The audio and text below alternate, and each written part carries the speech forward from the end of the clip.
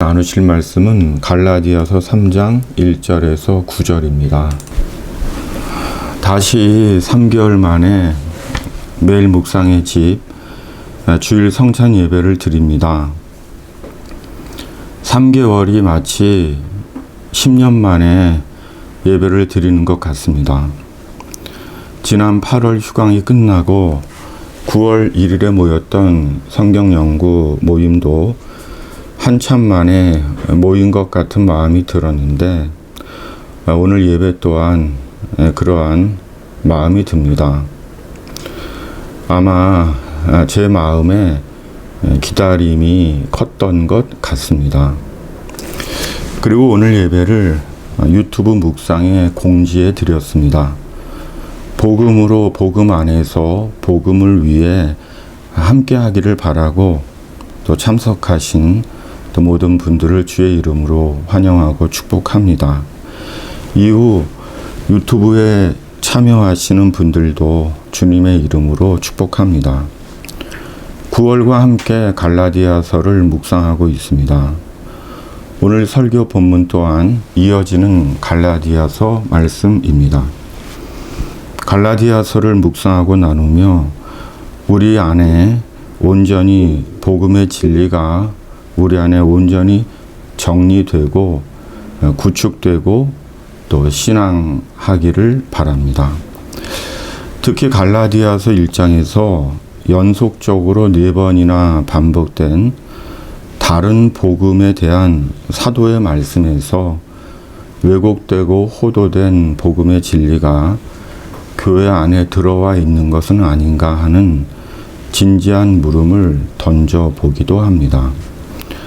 참으로 거짓된 다른 복음이 아닌 주님의 복음을 일깨워주고 예수 그리스도의 복음으로 우리의 신앙을 온전하고 복되게 하는 갈라디아서의 말씀입니다. 바라기는 갈라디아서를 통해 예수 그리스도의 온전한 복음이 우리 안에 견고하게 자리 잡고 또 널리 전해지기를 소망합니다. 오늘 본문은 먼저 어리석도다 갈라디아 사람들아 라고 말씀합니다. 곧 사도는 갈라디아 교회 성도들을 책망합니다. 1장에서 묵상했던 것처럼 갈라디아는 오늘날 터키의 중앙부 지역입니다. 갈라디아 교회는 1장 2절의 말씀처럼 한 특정 교회가 아니라 갈라디아 지역에 있던 교회들을 가리킵니다.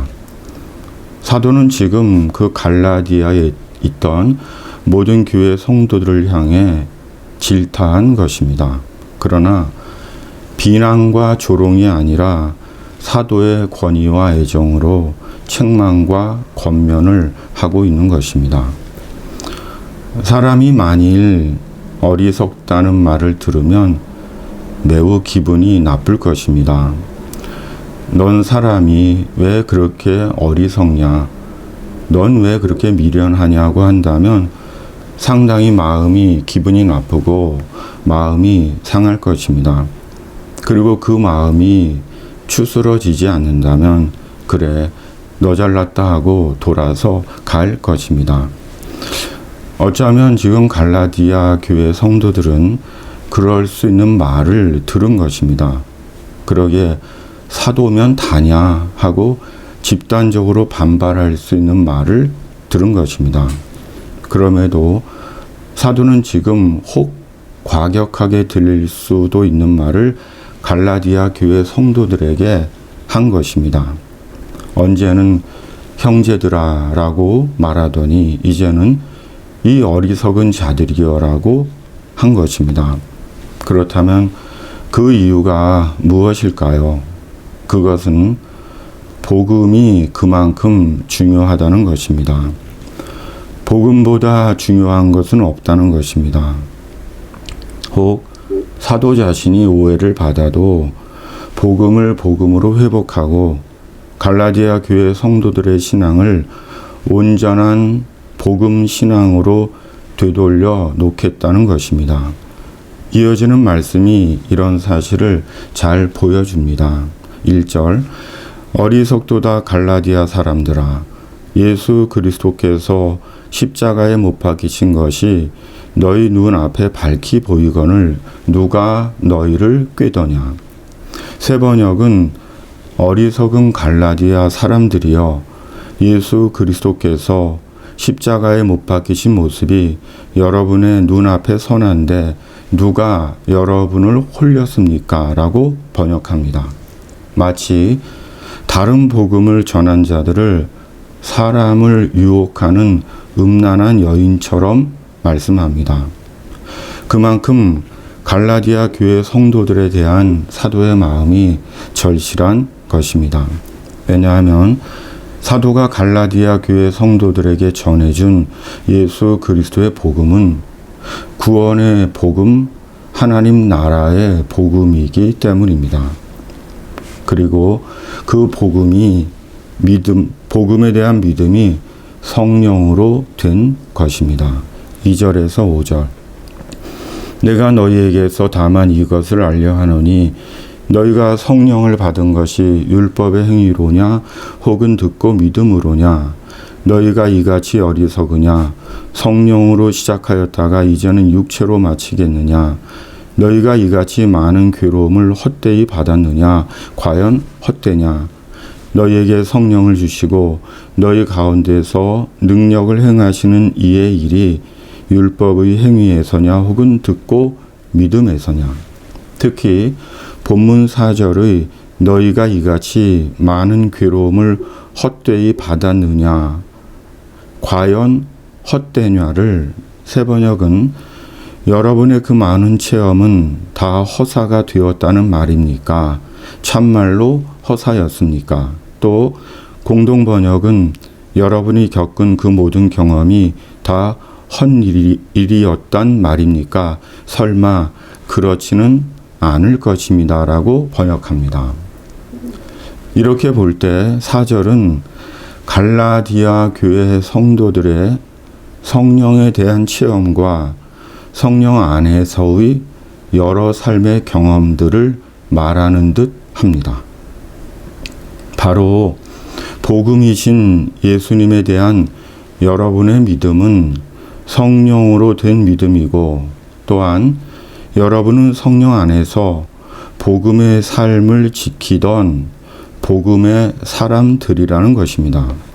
그런데 이제 와서 성령의 신앙을 버리고 할례와 종교적 율법의 규정을 지키는 것을 구원의 진리로 삼으려 하고 있느냐고 책망을 넘어 호소하고 있는 것입니다. 사도가 얼마나 다른 복음에 대해 분노하고 절망했으면 5장 12절에 너희를 어지럽게 하는 자들은 스스로 베어 버리기를 원하노라 라고까지 말씀합니다. 우리가 예수 그리스도 안에서 받은 복음은 하나님 나라에 대한 복음입니다. 그리고 우리의 이 복음 신앙은 성령으로 된 신앙입니다. 우리 자신에게서 비롯된 믿음이 아니라 성령에게서 비롯된 믿음입니다.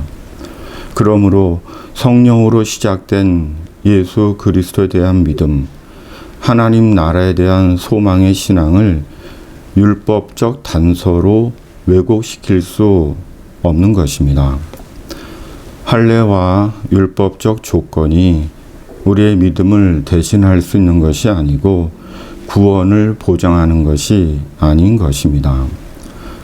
예수님과 하나님 나라에 대한 우리의 믿음은 오직 성령으로 된 믿음이며 성령으로 된 믿음 안에서 성령으로 사는 것입니다. 그것이 육체의 욕심과 정욕을 따라 살지 않는 것입니다. 갈라디아서 5장 16절 내가 이르노니 너희는 성령을 따라 행하라. 그리하면 육체의 욕심을 이루지 아니하리라. 그리고 이것이 믿음의 복인 것입니다.